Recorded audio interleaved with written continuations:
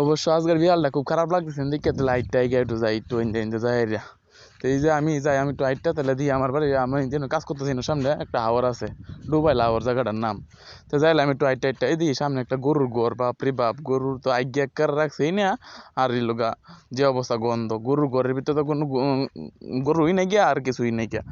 তো এদিকে সামনে একটা গরও আছে দেখা যায়।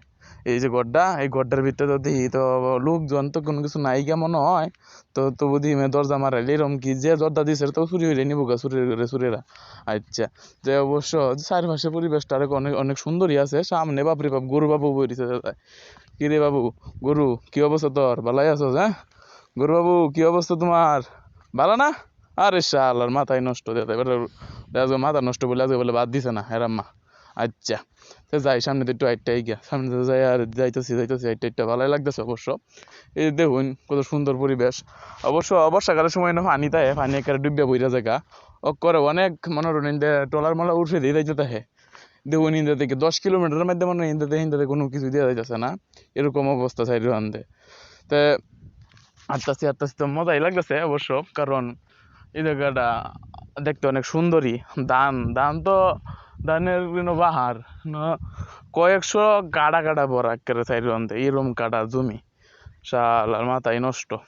এরকম কয়েকটা খেত থাকলেই তো আমার, তাইলেই তো কিন্তু কি কই গরিবের তো ভাত মেরে জায়গা ইন্দে।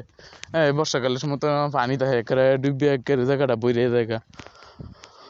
ওহন আর কি কই আমি আপনার আরে কইন, জায়গাটা আমার কি সুন্দর লাগতেছে না, উটু সুন্দর লাগতেছে। আমি তো স্মার্ট না অবশ্য, কি কই আমার স্মার্ট না, এই তো ট্যাবলা সুবলা সাইজের মানুষটা আর কি, এমনি অন্ধারি কানা কানা আর কিছু না। তো যাই একটু সামনে দাঁড়িয়ে যাই, এই যে খেতটি ধান মোটামুটি হাইকাই গেছে গা, আর কিছু না। এই যে ইন্দেও আছে কিছু ক্ষেত, ইন্দেও কিছু ক্ষেত আছে।